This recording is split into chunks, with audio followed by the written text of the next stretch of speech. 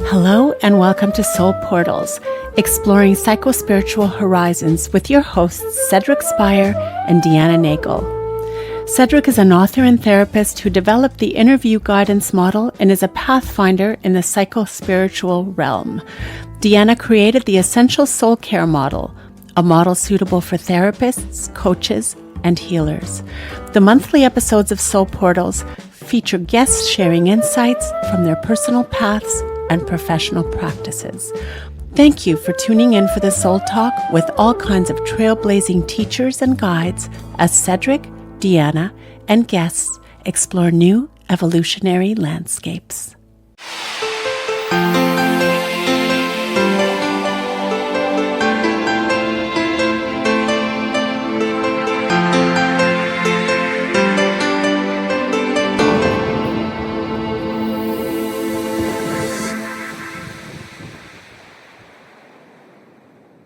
Okay, we're good to go. We're good. Okay. For those of you who've been to our podcast before, I do this opening invocation. That goes like this. May the spirit flow freely through this gathering and conversation, allowing it to be both energizing and edifying. And we welcome Beatrice Chestnut, who's the portal to the Enneagram today, that we're going to explore the dimensions of it and her journey with it. And I have a opening quote from her book. This book, if you can see. I'll put it in the chat. Yeah. So this is a paragraph from the introduction, putting it in context. Each chapter describes a paradox that is grounded in the polarity between the passion that acts as the core emotional driver of the type and the virtue that represents its higher level awareness. Each type's passion reflects a kind of zombie addiction to seeing the world through the lens of this core emotional driver. That's why there's such a crossover with therapy and all this. Each virtue represents the goal towards which the type travels on the path of transformation. You move forward on your path by integrating your shadow, the darker aspects of your type, and the habitual patterns and blind spots that characterize it. The original meaning of the word passion is to suffer. Thus, your awakening comes in large part from the conscious suffering you endure as you face your shadow. So, Beatrice can give the overview, but it's a personality system that has a lot of depth to it. And Beatrice is a licensed psychotherapist herself and a coach for many kinds of Enneagram-based retreats.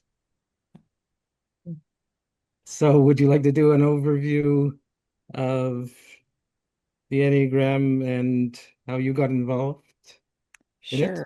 Yes, thank you. And thank you for having me here.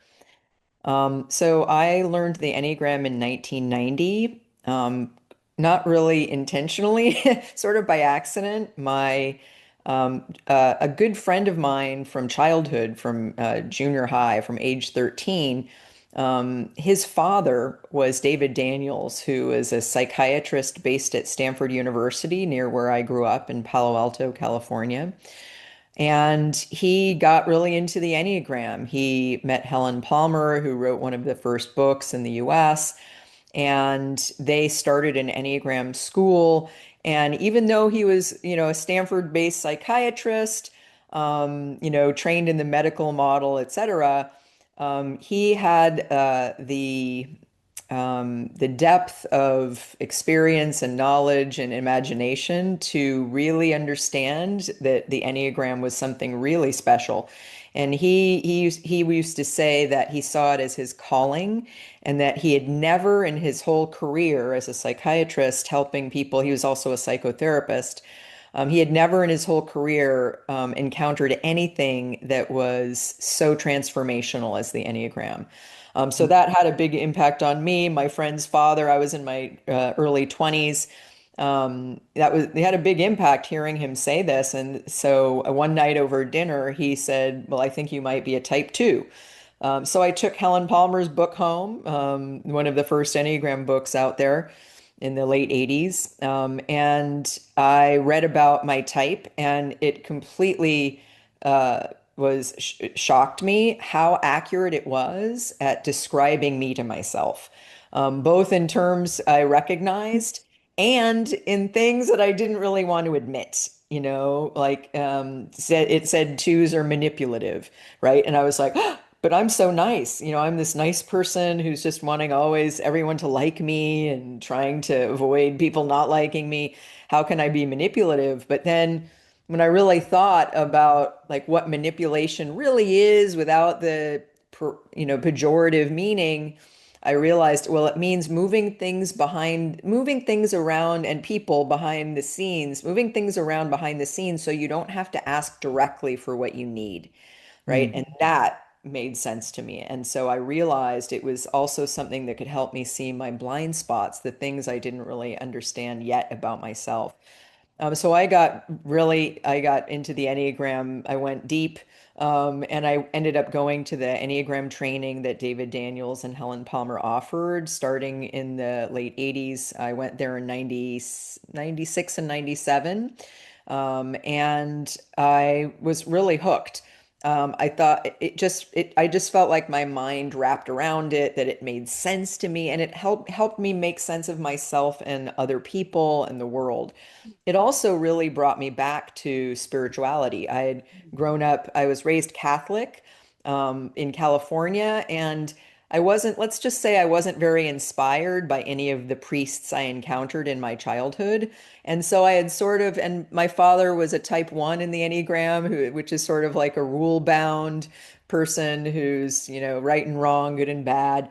And so my Catholic upbringing, even though it gave me a lot of things like a sense of faith, it didn't really make sense to me in many ways, and I sort of started moving away from it in my late teens. But then when I found the Enneagram, I found the spirituality behind the Enneagram, it was like, wow, there is really something, a sort of a spiritual reality, a spiritual foundation to our lives that I gained access to through the Enneagram. But Mm. basically, just to say what the Enneagram is, and then maybe I'll pause and see if you have any questions about anything I'm saying. The Enneagram is a personality typology on one level, that describes these nine interconnected types, that are based in three centers of intelligence in the human being: head, heart, and body. And each of these types it's a very powerful system, because each of these types goes very deep and is very extensive in describing in a lot of detail the patterns of thinking, feeling, and behaving that make up the habitual functioning of these personalities. So on one level, that's what it is. And when you learn your type, it's like it gives you a guide for self-observation, for self-knowledge, for learning about yourself, understanding about yourself, and having more compassion for yourself. And then also learning about other people's types and how they differ, and having more empathy for other people. But in another way, the Enneagram is also a map of transformation, that takes us from a lower level of consciousness to a higher level of consciousness. So it's a psychological and spiritual map of self-development, Mm. and how we identify with our personality. And it's actually a case of mistaken identity. We think we are our personality because our personality starts developing in childhood, and it's a defensive structure that helps us protect ourselves as we grow. It helps us understand how to navigate in the world and how to shield ourselves from psychic pains and injury.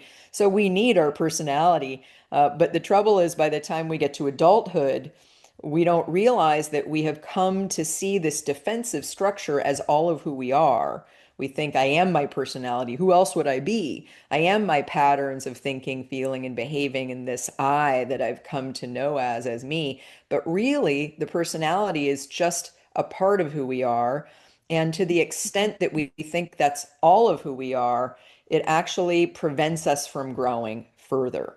Mhm. So the Enneagram map, it shows us that the first sort of stages of inner work are psychological, kind of understanding our psychology, our childhood experience, our traumas and our wounds, and different aspects of our unconscious patterns that drive us. But then at a certain point, when we've done as we do the psychological work, it prepares us to get in touch with spirit and our higher side, or the divine within us. And so the quote that Cedric read from the Enneagram Guide to Waking Up is really about how we learn about this lower self as a vehicle or a teacher in order to help us ascend and help us come to know, and in some ways wake up to all of who we are, the higher, more divine in us. But we have that divine in us only in potential. And the idea behind the Enneagram work is that we have to work, actually. We have to make efforts. We have to make conscious efforts in order to manifest that higher side and go beyond the defenses of our personality that it's hard to let go of, because that's what kept us safe and that's what's familiar and comfortable. But in order to really grow and have spiritual experiences that are really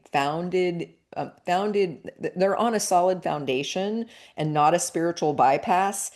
We need to do the psychological work with our personality, but then that kind of releases a lot of energy and expansion to be who we really are and express our higher gifts and our higher self. So we can't just leave it to the priest. Sorry. I was Well, meant to make you laugh. Right. And and and the Enneagram does derive from ancient spiritual wisdom that is more mystical, right? So, and of course, yes. the mystics have always said it's about direct experience. And the Mm. problem, I mean, again, priests can be amazing. I have a priest who's a teacher of mine who is a mystic who's amazing. But the problem with the priests and the religious structures is that they get contaminated by the human ego, by the personality, right? It gets run by a bunch of personalities. Now, optimally, our spiritual leaders are people who have activated their higher self, right? Who've grown beyond the personality, and then they can guide us there. But unfortunately, the personality it's really hard for people to tell when they're asleep versus when they're awake. Right. And so sometimes we have people guiding us who maybe haven't accessed the higher self that is within them. You must be Uh, familiar with, sorry, Diana. that's okay. You must You be familiar with Almas, who says the personality is built around the wound. So it's Yes, by definition compensation, right. right? Or Yes, yeah. yes. Okay, Yeah, exactly. Deanna. okay? Yeah. No, I have a burning question, if I can formulate it. Mhm. Um, so I came across the Enneagram when I was as a therapist. I'm also a licensed therapist, and then as a coach. I Mhm. heard a lot about the Enneagram, especially in executive coaching. Mhm. And I didn't ever realize it was a spiritual tool necessarily until Mhm. I got in my doctoral program, which was in multi-faith spiritual direction. And Ah. the Enneagram was like the focal assessment tool Mm. that we explored. And so I'm just wondering, and maybe this is incorrect information, but from my view, it seems like spiritual leaders, spiritual directors, spiritual advisors, spiritual coaches, they are using this tool.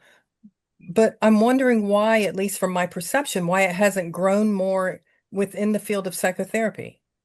That's a great question. So I think one thing has to do with the history of how the Enneagram emerged in the modern era. Claudio Naranjo, who was a Chilean-born, American-trained psychiatrist based in Berkeley, who was also part of the human potential movement in the 70s. He worked with Fritz Perls to develop Gestalt therapy. He is the person who really brought the Enneagram from South America to the US. He learned it from Oscar Ichazo, who had sort of rediscovered it, brought it forth in Chile, in Arica, Chile, and so Claudio he brought the sort of seed of the teaching from Ichazo in the 70s to Berkeley, and he worked with a group of people, a, a group of people in Berkeley, and sort of refined his understanding of the types and the system in that group. But he had asked everyone in that group, and that the Enneagram wasn't the only thing they did in that group. They did meditation and Gestalt practice and all kinds of things, but the Enneagram was one of the things they did, and it was one of the things that was very powerful, and it was one of the ways that Claudio developed his more clear description of the types. And so he is, to me, really the seminal author of the types and the subtypes as we understand them today. But in that group, they were supposed to hold it confidential within the group because Naranjo was honoring something Echazo asked him to do, which is, hey, don't tell everybody about this, right? But what happened is that it leaked out through two people who shared it, even though they had signed something saying they weren't going to. And one of those two people was Bob Oakes, who was a Jesuit priest. So he kind of brought it into the Jesuit community. And indeed, three of the authors who first started writing about the Enneagram, Don Riso, Jerry Wagner, and Patrick O'Leary, were all met the Enneagram in seminary from Bob Oakes, right? So they learned it from Bob Oakes. So, and it's funny because my great aunt is a Catholic nun, and all the nuns know it too, right? So it kind of went through this Catholic Jesuit sort of, and of course, many of those were really open, right? I think when you're in seminary and you're sort of studying something spiritual, you see how the Enneagram can really help you kind of because see what gets between you and God in a way, which is our personalities, right? So I think it went out in that direction. So one of this is sort of the history of the Enneagram is that then it sort of really spread, and especially in Catholic circles and Jesuit Right. circles, and so it was it and there wasn't much resistance to it there, Mm. right? Whereas in the therapy world, and I'm, being a therapist myself, so I learned the Enneagram before I became a therapist. So here I am in going through school in therapy and then doing my training in therapy and training centers and group supervision with other therapists. And I'm thinking like, how are you guys doing therapy without the Enneagram? Right? Because for me, it made it so much easier. And I would be in group supervision and someone would bring up a case and they'd be talking about this client and all about the client. And then they'd talk about the client for like 20 minutes, 30 minutes. And then the lead therapist would say, okay, what do you guys think about this case? And I'd say, and then I'd just say, this person's this, and I would give like a little dissertation about what was going on with this client and what they needed. And everyone would be like, what? It's just because I knew the Enneagram and I recognized the person's type, right? But you think they were open to the Enneagram? Not as much, right? So, and I tried to, even when so I wrote my first book, The Complete Enneagram, with a lot, it was motivated by a few different things, but one of the things was trying to get the Enneagram to therapists because to me it was like a secret weapon. It's like I became a good therapist in my first years because I had the Enneagram, not because I was special in any particular way. And I just didn't know how anyone did therapy without the Enneagram. So, but I think part of it is because you're trained in what you're trained in. There's a little bit more of the scientific model behind some therapies. And so scientists aren't very open to something that hasn't been proven. So I think there's a little bit more of like, I was trained in this approach, and so that's my approach. And so therapists weren't always, I mean, and I was frankly surprised. I didn't really understand why therapists weren't more open. Now, some are. I think Yes. sometimes when a therapist meets the Enneagram, they're like, wow, this is amazing, and they get really into it. But others really aren't as much. And I think it's partly because of the way we're trained and maybe the influence of the scientific model on things where you need proof of something. And I always think I don't need the Enneagram to be proven scientifically. To me, it's just obvious that it works. And I think there is a shift because a lot of the ethical codes particularly in the United States, are now adding religion and spirituality as something we need to honor within the client. Wow, that's So great. I Yeah. think there's an opening there. Yeah, I think it's getting better. I mean, all of this is getting better. The Enneagram is more out there. I met clients who had encountered the Enneagram at work, like you're saying. Like it's spread more in corporate environments either. Now you have to talk about it in a different way. Right. So when I also do work with leaders and teams, and I've been working with the Enneagram and with leadership development and team development for a long time, and I just don't use spiritual language because you can't count on everyone being open to that or understanding what you're meaning. But the nice thing about the Enneagram is you can talk about it in psychological language and spiritual language at both at the same time or neither, right? You can talk about it in practical terms, which is the way I describe it when I'm working in a business. So Mm. now, optimally, what the Enneagram is really about is psychospiritual growth. It's about both and how they fit together, and about how we get to higher levels of consciousness. So it always feels really limiting to me, like when there's an Enneagram practitioner that isn't open to the spiritual, because I think, well, why don't you work with something else? Why are you working with this? It's like, having a racehorse that you're just trotting around, for a walk in the park with it, it doesn't make sense, because the Enneagram, it's such a powerful model for achieving real spiritual growth. And then there's the pop watered down version that it's seen as some other kind of horoscope, right? Right. Of course, there are superficial versions, and there are people that don't understand it, that question it, and I think that's probably to be expected. Yeah. There's a question in the chat. Would you ask the therapy client near the start of the work to take a free quiz to learn their type? So definitely typing, like someone finding their type accurately, is really, really important. And it's not always easy. Now, the problem with tests is that it's hard to create a really accurate Enneagram test. And especially the free ones, they may not be good, right? So I wouldn't I would definitely start with a therapy client with the project of locating their correct type.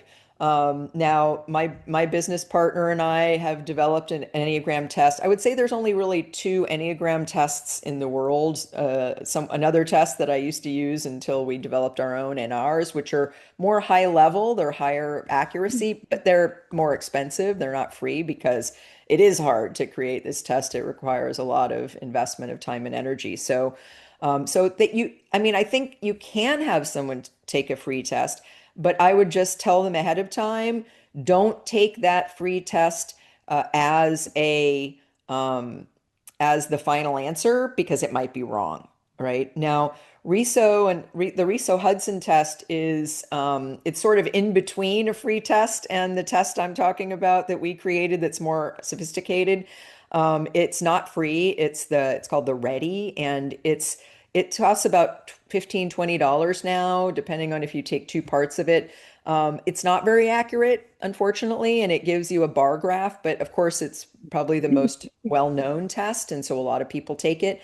And again, they can take a test, but I would just, plant the seed that what the test says your type is might not be your type, right? And I think if you're a therapist who really wants to use the Enneagram in your therapy practice, it will make sense to get to know the Enneagram well enough. And even like, we have a professional certification program in our inner work school, and we offer a typing course. Now, you don't have to be in our program to take the course.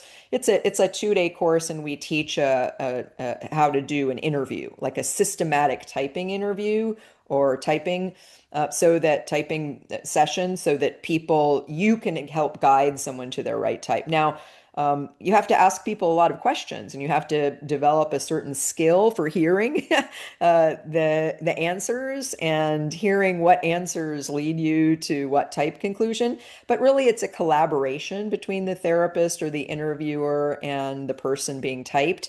Because the person being typed, needs to give you accurate information about their experience. And the tricky part is the Enneagram describes blind spots, right? So typing isn't an easy thing, but it is essential to find the right type for the person really to gain access to all the Enneagram has to offer. The other thing that is a little confusing for people is that different Enneagram authors use different names. And then I noticed that, again, you came up with something completely different, like Monty Python, that you looked at the paradox and the Well, It's proposed. that's not different actually. We actually are we have a big ethic of adhering to the language of the of Ichazo and Naranjo, the people who brought it forward in the modern era, because it is confusing when people change the names. Now, different people use different names of the types. If you'll notice in the Complete Enneagram, and I think also in the Enneagram Guide to Waking Up, I tend to not use the names of the Right. types, like the boss, the artist, because I think they can be as misleading as they are helpful. When I do a basic introduction, like in a business, I usually use the names only because people need to kind of start understanding what you're talking about. But usually I don't use the names. Now, when we talk about the passion to the virtue journey, that is ages old, right? There were monks in the desert of Egypt in the 300s talking about the passions. Basically, they called them Yeah. the eight thoughts. So those have been around for a long time. They're basically the seven deadly sins of the Christian tradition, plus fear and deceit, are the nine passions. And then the vice to virtue conversion, understanding the passion of your type, is as was described in the quote that was offered at the beginning. And then seeing how you go from, like for me, the passion of type 2 is pride. And the journey is getting more and more aware of how pride manifests in my life. And it's pride as the sin of Satan, not pride as a good thing. Getting more in touch with pride, and then as a journey to becoming more and more humble, to going toward a state of humility, right? And so the journey of two, which is why we kind of framed the guide to waking up a little bit in terms of that paradox, like the tension between the low side, which is sort of, uh, Yeah. manifested in the passion, for me is pride, and how getting more and more and more aware of pride leads to being more in a state of humility, which is a characteristic of the higher side of a type 2. And I like those because they imply the journey and the process, as Yes, opposed to the artist. Like somebody saying the four is the artist, and then they exactly. say, "Well, I don't paint or write or make music." Exactly. So Exactly. Well, And you'll have fours saying, I can't be a four because I'm not creative or I'm not an artist. And it's like, mm, well, that's a theme, but it's not a requirement. right, yeah. and if I had taken the Enneagram in my 20s or 30s, I Hmm. still would have been an eight, Yeah. a Yeah. very strong eight, but I was an unbridled eight. Yes. That's a good Right. way to It's say a it. good Yeah. word, yeah. Yeah. Yeah. So, my years of my own psycho-spiritual journey Yeah. have softened those edges a bit, but I can Yes. see also how when I was 20 or 30 reading that list, I would have been very defensive.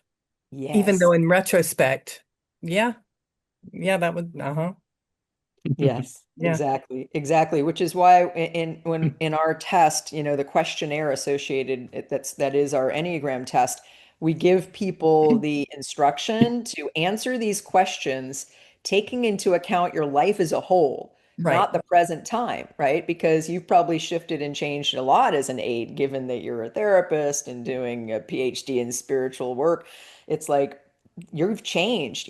So if you talk about where you are right now, you might not get an accurate result because this is something that's been with us for a lifetime. Of course, we change within that type. Yeah. Some people think we become a different type as we grow, but no, we stay the same type for our whole lifetime, maybe multiple lifetimes, but we grow within the type, and we let go of some of the defensive patterns, as you Well, see. shadow work. Yeah. Yeah. It's very much shadow work. It's like the hero's journey, of Right. like you need to encounter the difficulties in the form of your own blind spots, your own resistances, the things that are hard, the defenses that are hard to give up, and the shadow things, the things that you don't see in yourself, that you don't want to see in yourself, to become more whole. It's very much like that. I have a question on the spiritual side of the psychospiritual journey with the Enneagram. So, in terms of a spiritual practice, like meditation, there's many different forms of meditation. Yes. Are there types that are spiritual practices that match up ideally with each type that you'd recommend once you know Hmm. that that's the Yeah, that's a person? great question. So it's interesting. Yes, there are different kinds of meditation, and it's really important to think about what kind of meditation is going to help you the most given your type, right? And so there are kinds of meditations that are sort of easy and natural for a type. And then there are ones that are more challenging. And one thing we often say is sometimes it's good to change the method as you go. So if you're more at the beginning of the journey, it might be good to choose a meditative practice that's sort of easy for your type. You Mm. don't want to start with a big challenge, right? So for a five, for instance, Zen meditation is very five-ish, you know. And so in the beginning, Zen might be a good thing for a five to learn and to practice because it's not a huge stretch, It's sort of easier than say something else that might be like a dynamic meditation that might involve the body or something. And Because so, yeah, but then eventually that five shouldn't stay with Zen the whole time, right? At some point, they may want to add something in or switch to a different method so that they can grow in a new way and grow beyond what might be easier. So I think it's good to ask that question of and pose and really think clearly about what forms are good for people and at what point in the journey. yeah, So that yes. goes right against like some gurus having a one size fits all method for Yes. all their followers and disciples, right? And this is much more individually customized. Yes, exactly. That's So, that's a good way to put it, that the Enneagram offers a lot of customization for the person's journey in terms of what they need to do. Exactly. There's also, a level of the Enneagram that describes the three kind of groupings of Yeah. instincts, animal instincts in us, the self-preservation instinct, the social instinct, and the sexual instinct. This is one level, and it refers also to the subtype level. And for instance, self-preservation dominants are drawn to certain kinds of practice like silence, stillness. And this is me. Like I love a practice that's all about just, the negativa, the letting go of content and getting and more still and just being in silence and learning to let go of thoughts and feelings. Social dominants tend to need a sangha often. They like to be, there's more practices around being of service or doing things in a group.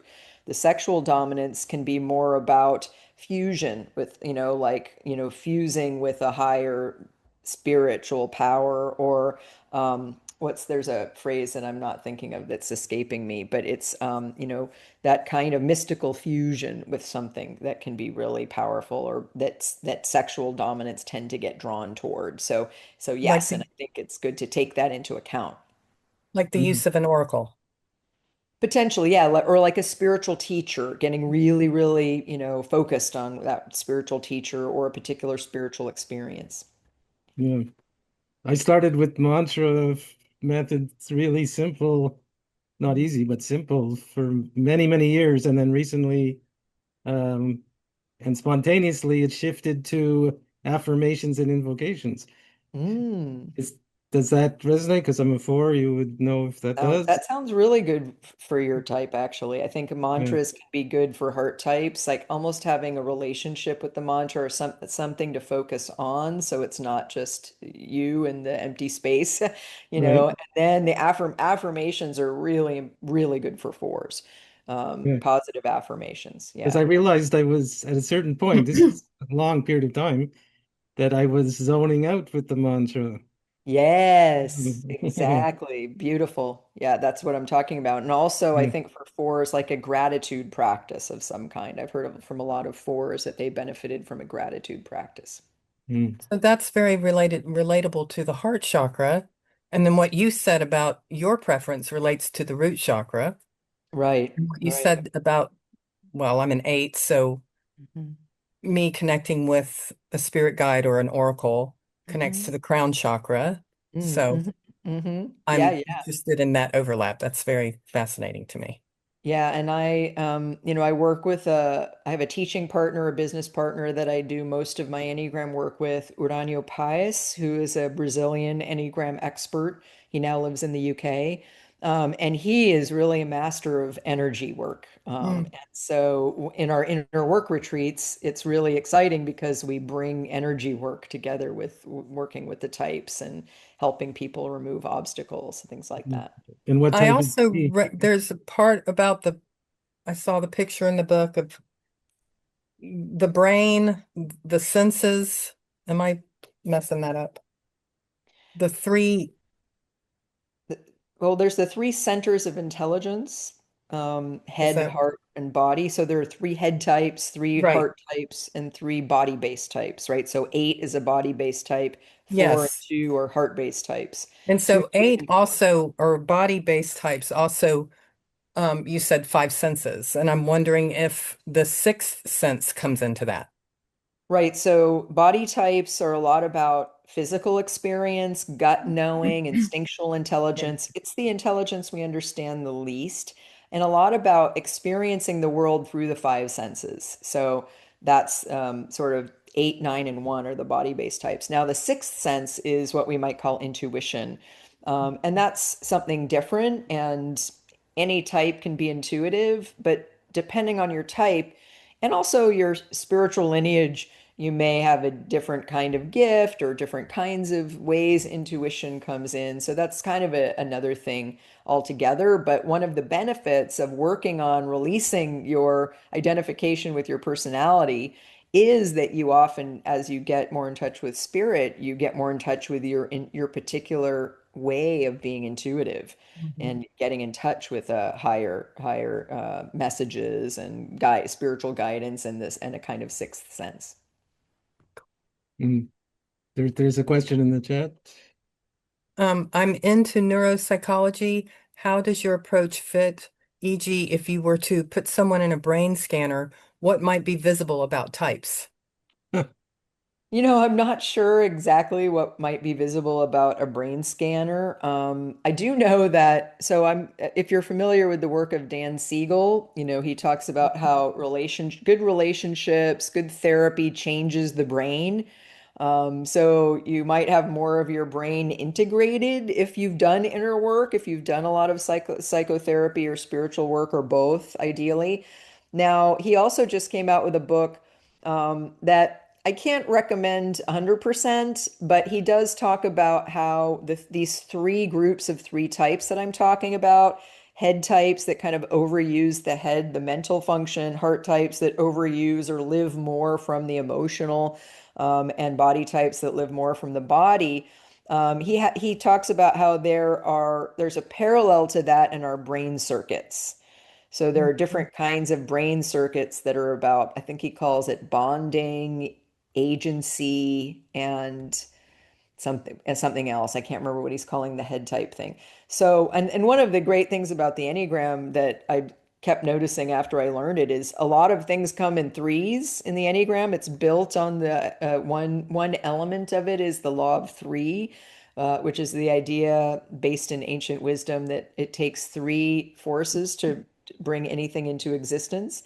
And so there are these three groups of three types, and there are these different brain circuits that match up with these different centers, these different ways of being. Mm. What about children and how it affects parenting? It's excellent for parenting because it really helps you. It's like you said before, it helps you understand one size does not fit all, right? Like if your child is really quiet and not coming out of their room and socializing very much, there may not be anything wrong with them, but like a really outgoing parent might think there's something wrong with my kid, but maybe they're just a 5. And my business partner is a 5, by the way. He's a social 5. So it really helps when you understand your child. You can understand more the particular kind of parenting they need, and you can understand yourself better to understand what kinds of things frustrate you or what kinds of mismatches there may be so that you can adapt to your child in terms of what the child needs to grow the best. Mm. What Also, about career? Like, do do certain types migrate towards certain careers? I think they do. I think you find sort of more fours like in like design and marketing. I do a lot of work, my organizational work in biotech, and you find certain types is that become engineers like ones and fives and nines. So I do think certain types gravitate towards certain things. I remember when I was in therapy, after I learned the Enneagram, I got into therapy for the first time, and I was headed to becoming an academic. And I realized, ooh, this is not the career for me. I need something that's more connected to people, and so I decided to become a psychotherapist instead of becoming an academic. And my experience of my professors in academia were that they went into their office, closed their door, and hoped no one ever talked to them. So I realized that's not who I want to be. I need to make an impact. I need to do something that's closer to people and understanding what makes them tick.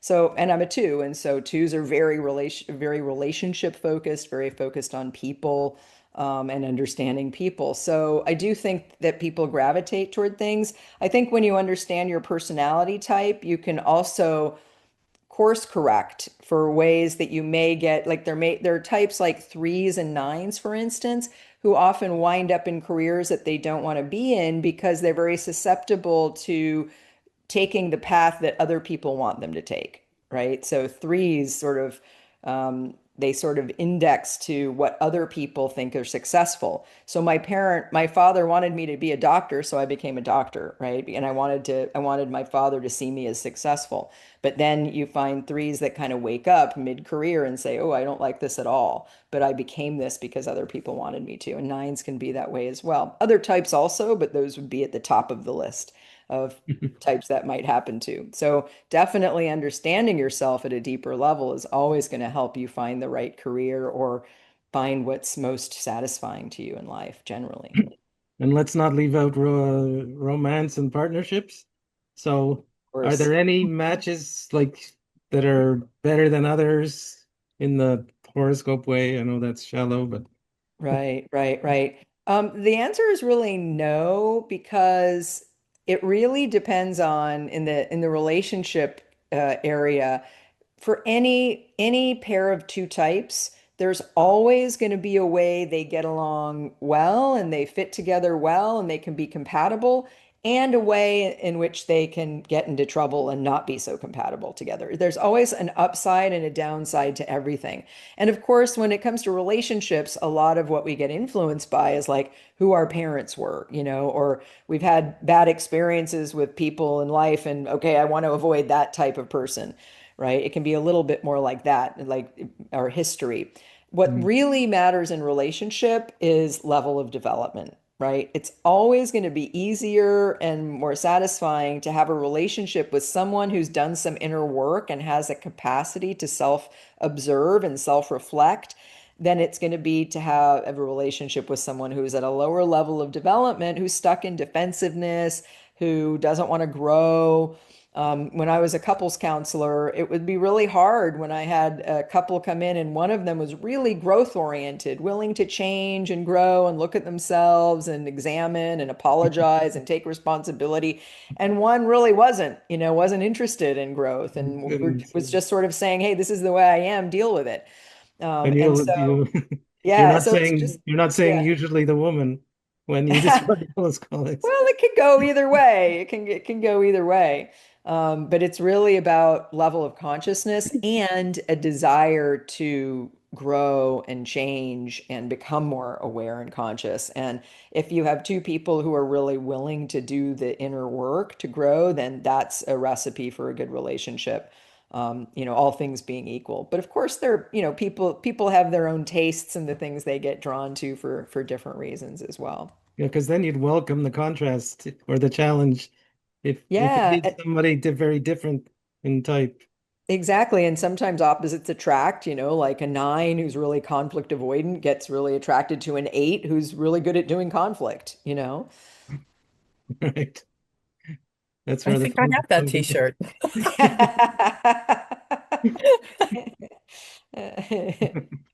Wow. Hmm. Well, it makes sense that, I mean, there are other assessment tools that couples therapists use. of course, but it makes sense that if you understand the personality type of your partner and your own, I mean, that's just sort of a quick roadmap. Yeah. Exactly. Exactly. And you understand what you might be projecting onto that person. Right. You understand to what degree you project. Like for sixes that, projection is their main defense mechanism. We all do it, but they do it a lot. And so the more you understand yourself, the more you can understand and manage yourself, and the more you can see that person in a fresh way as they really are, as opposed to who you've come to see them as. Mm. Yeah, I have a question about the difference between descending into the wound, not being afraid of it or avoiding it, and as opposed to rising to your quote unquote higher self. So that's Mm. as far as I can get with the question, but if you know what I Yeah. mean. Yeah, I mean, I think you need to go down to go up. That's the basic that's the answer to that question. I was at one of the first Enneagram conferences in the US. Some of you may have heard of Richard Rohr, Father Richard Rohr. He's also, knows the Enneagram quite well, is really an amazing spiritual leader. And I saw him give a talk at the first ever Enneagram conference in 1994. It was at Stanford, and he gave the greatest talk. It was about the Wheel of Fortune. And he said in the US in particular, we have a lot of things that are about the ascent, be successful, grow, self-improvement, all these things. But he said there's nothing to help us with the descent. And the Enneagram helps us with the descent.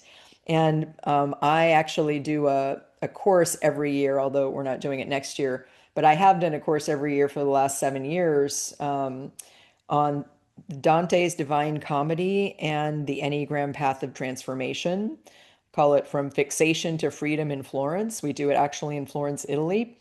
And what that has really taught me is, that's in the first pages of the Inferno.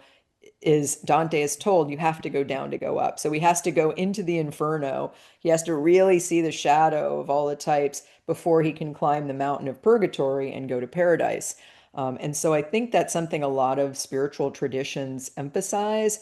And I think the Enneagram also helps Mm. us understand that too. But even more, it helps us understand exactly how to do it, depending on what type we are. It says, here's your shadow. You don't know what your shadow is? Try There it looking is. over Yeah. here, For all of the types, it really lays out what the blind spots and shadow elements are so that we can consciously go there. And of course, that's what spiritual attainment is all about. We need to go into our shadow in order to ascend. There's no bypass, there's no way around that. Conscious suffering and surrender, and these things are just part of any really sound spiritual path. And the Enneagram really maps that out for each of the type in a lot of detail. I can tell you're really experienced in fielding questions. Yeah. Well, So I'm very passionate about the Enneagram and I, the path of transformation. And so yeah, I thank have a you. big picture one for you, which I'm Okay. sure you'll answer eloquently. So if we zoom out, what are the implications for world peace? That is a big one. Yeah. Well, I mean, I think of the Enneagram and my own work on myself all the time when I look around today and, of course, see all the really painful, horrific, difficult things happening in the world and in all over in different places, the divisions. And I think what we're really seeing is you hear a lot, you hear from a lot of places that that the world, that humanity needs to really go to a higher level of consciousness in order to survive, really. Otherwise, we'll kill ourselves, right? Now, I think there is right now another thing I've been hearing is that the veil has never been thinner between the higher levels and humanity today. It's like we have this huge opportunity, and a lot of people are waking up. A lot of people are getting in touch with their spiritual gifts. A lot of people are being drawn toward this kind of work, and that also brings about a backlash, right? So in some ways, we're being tested by seeing the absolute worst in us. right? And I think about like people doing things, leaders, people killing people. Like I think how can these people be killing all these people? Like I don't understand it. So I think this, and I'm not at the highest level of consciousness. I'm just, in the middle somewhere, but I think what's happening is we're really seeing that in order to really go to a higher level, it's almost like we're meeting our shadow in the form of people in the world who are gaining power, who are really in it for themselves, really not doing it for the good of humanity or the good of other people, people who lack empathy. We're seeing the rise of these people. And I think what I keep thinking about the US is in order for things to change, there's going to need to be a mass movement. There's going to need to be a tipping point where a lot of people are out in the streets, as they're starting to be, really, really fighting against this what comes from a lower level of consciousness. It's becoming more and more obvious. I Mhm. think we've always had this in us, but it's been sort of beneath the surface. Well, Now it's it's really really coming out, and we're being called to as a test. If we're going to survive, we have to really rise up and against the sort of forces of darkness, of the ego, in order to really work to achieve a higher level that I the think we're, problem. The problem is it's really polarized into yes, good and exactly. evil, light and dark. So, Exactly, and exactly. we, And the Enneagram helps us understand we need a reconciling force. What's yeah, the reconciling? We need a third force. It's like thesis, antithesis, synthesis. They're reconciling. And that reconciling force happens. And I took a trip to ancient Egypt last year, and in all the temples, this is on the walls of all the temples. We need to kind of people like you all who are doing inner work, sort of when each of us individually kind of looks at our shadow and does the work of dealing with the shadow and going to the higher side, it's almost like the collective gets influenced by the individual people doing that work. And so individual people like facing their pain and fighting against things that aren't good. I either think that's the way things change. either that or it all blows up. Yep, yep, yep. Either that or it all blows up. So Yep. Sheila has a question. Are we born with our type, or is it the environment we grow up in that shapes the type we are? Good question. So we're born, most of us that work with the Enneagram a long time, including Almas, who you cited earlier, believe that we're born with our type, that we come in with the type. Now, of course, our early environment also has a role to play in shaping us, of course. But I have a little bit of a spiritual point of view around this. It's as if we're born as who we are, but we're born into a life that kind of matches the journey we need to take, the challenges that we need, because it's really both. It's nature and nurture. But we do believe that our type isn't determined by our childhood experience. It's more how our type gets expressed in our life based on that early experience. Do you go as far as thinking that we choose our type in the before life? I'm not sure about that. I do. So my business partner has done many past life regressions, and he always is either one of two types, the type he is now or one other. And so he thinks it's almost like a soul's journey. And I don't necessarily think we choose our type. I think it might be above our pay grade. But I do think that we have our same type. And it's just, I mean, I think anyone who has kids can look at kids and know, like from early on, they are who they are. It's like you don't shape them that much. You shape them, but like I don't have kids, but I have a nephew who, when from the time he was like 1 or 2 years old, I could tell what type he was. It was really obvious to me. Now I didn't say that to him. I didn't put that on him, but now he's 19 and he agrees. He took our test and now he agrees that he's a self-preservation 9. I even knew his subtype. It was sort of obvious just by his temperament and the way he was. I Yeah. meant choose the circumstances. So if Shoot. you come in as a type, choose the circumstances that are going to be Maybe, yeah, yeah. ideally painful. Yeah, yeah, you often hear that it said that people choose their parents and things like that. So maybe on some level. Like so I'm a 4 and the core wound is abandonment. Yeah. So I came into the world and my father dies when I'm 2.3 years old. So there I am facing Yes. the core wound, the Exactly. fixation. And fours often have that exact experience where they experienced a big loss of some kind early on in life. So that's a great example of how our biography often matches up with our type and what lessons we need to learn to cope with. Yep. Okay, That four part minutes of to the book go. resonated with me. The Mm-hmm. part where you described, like, well, this may be what some of your childhood experience was Yeah. as this type. Yeah. Oh, yeah. Yeah. Most eights can tell you, they had a childhood that, makes a lot of sense for how that eight strategy, the survival strategy, Yep. worked. Yeah. Yep. Mm. We have about 4 minutes left, so I just want to make sure any last question before we start transitioning.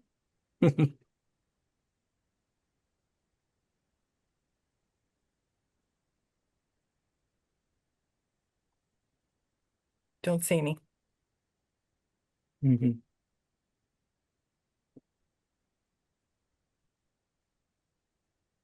That was great. That was like a whole workshop in an Yeah. hour.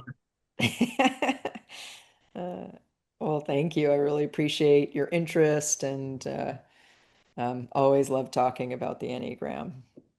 See, if I had heard you speak of the Enneagram, 30 years ago, I would have had that passion about it. Thank you. That's a big compliment. I appreciate that. Yeah. Yeah.